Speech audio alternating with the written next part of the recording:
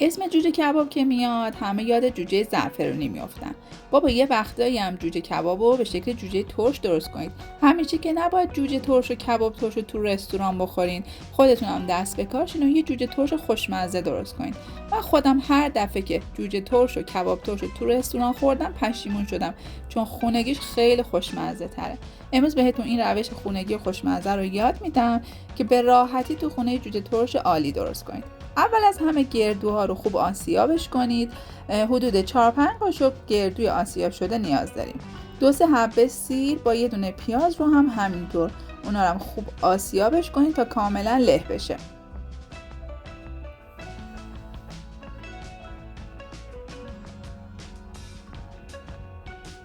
من از یه پیاز تقریبا بزرگ استفاده کردم. اون رو به همراه سیر داخل غذاساز ریختم و کاملا میکسش کردم.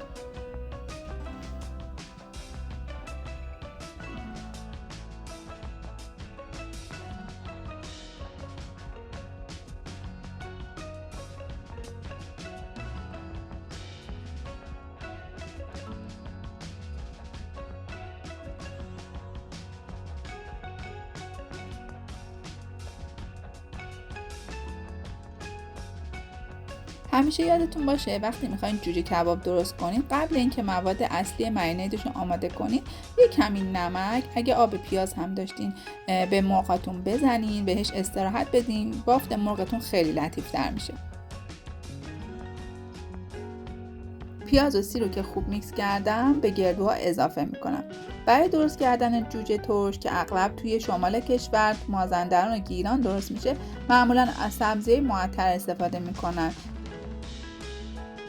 سبزی چوچاق که سبزی اصلی این غذا هستش، عطر و طعم اون رو بی‌نظیر میکنه. اگر این سبزی رو داشتین حتما به این جوجه ترش اضافه کنید و اگر نبود از بقیه سبزی معطری که در دسترستون هست استفاده کنید.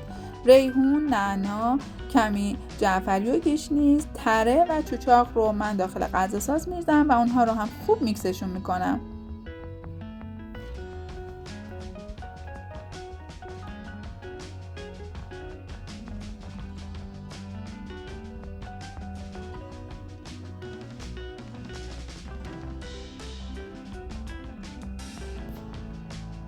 با هر دستگاهی که دارین سبزی‌ها رو کاملا میکس کنید. بعد اینکه خیلی خوب میکس شد به مواد قبلی که دارین اضافهش کنید. جوجه ترش به مدل‌های مختلفی درست میشه، ولی این روشی که براتون دارم آموزش میدم یکی از سنتی ترین و اصلی ترین روش‌هایی هستش که تو رستوران‌های شمال به همین روش درست میشه. سبزی میکس شده رو به مواد قبلی اضافه میکنیم، کمی مخلوطش میکنیم. برای درست کردن جوجه ترش باید از رب انار استفاده کنیم. حالا شما بسته به ذائقتون از رب انار ترش یا ملس استفاده کنید. من از ترکیب این دو رب استفاده کردم، هم رب انار ملس و هم رب انار ترش ریختم که طعم بهتری به جوجه ترش هم بده. یک کمی فلفل سیاه، نمک و گلپر اضافه میکنم. حتما گلپر رو به این جوجه اضافه کنید که عطر و طعمش رو فوق‌العاده و بی‌نظیر میکنه.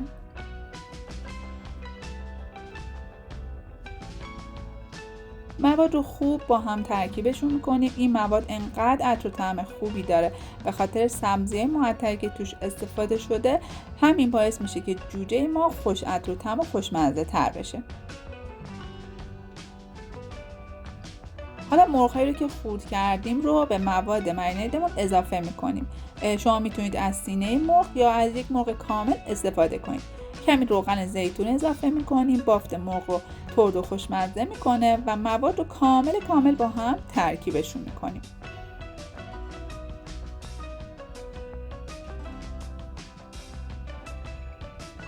جوجه کباب ما با مواد گردویی کاملا آغشته شده.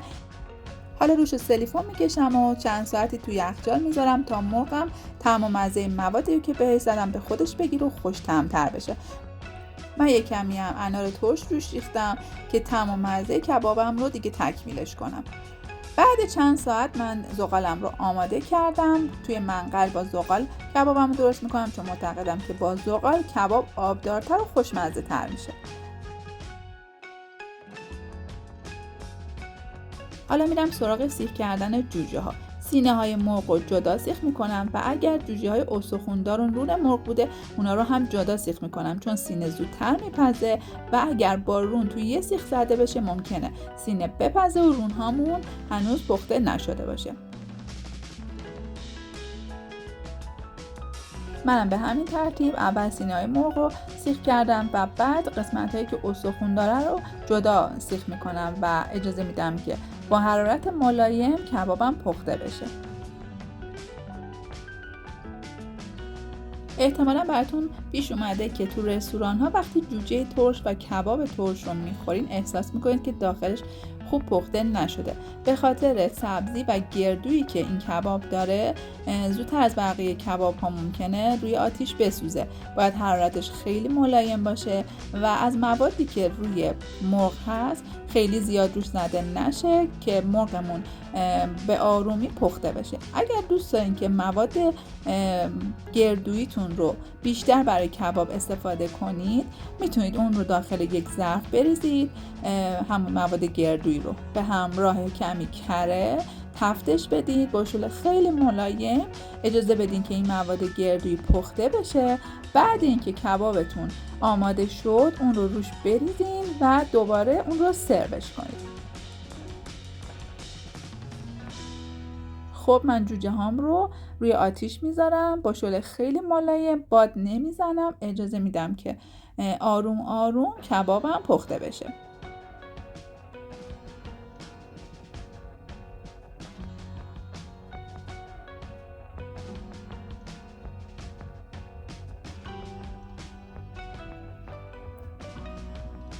ببینید من خیلی آروم جوجه هام رو برمیگردونم و کم کم بعد حدود 10 دقیقه یک رو جوجه های من آماده است.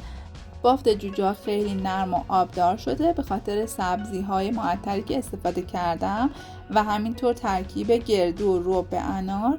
طعم این جوجه ترش خیلی خوشمزه میشه و به خاطر مواد خوبی که خودمون تو خونه استفاده میکنیم با گردوی خوبی که داخلش میریزیم مطمئنا طعم و مزه‌اش چندین برابر خوشمزه تر از جوجه ترش هایی هستش که بیرون از خونه خوردین و تا الان تستش کردین. این جوجه ترش خیلی خوشمزه رو با یه برنج زعفرونی سروش کنید، یه دورچین خوشمزه کنارش بذارین، اون رو برای عزیزانتون سروش کنید. دیگه از این به بعد هوس یه غذای رستورانی نمی‌کنن و همیشه عاشق جوجه ترش هایی میشن که خودتون تو خونه درست میکنید. امیدوارم از این آموزش خوشتون اومده باشه. این کباب خوشمزه رو درست کنید، در کنار عزیزانتون نوش جان کنید و اگر تمایل دارین که غذای خاصی تو کانال آموزش داده بشه حتما برام کامنت بذارین. منتظر نظرات قشنگ شما هستم. اگر تا الان کانال رو سابسکرایب نکردین حتما زنگوله کانال رو بزنین که کلی آموزش های خوب در راهه.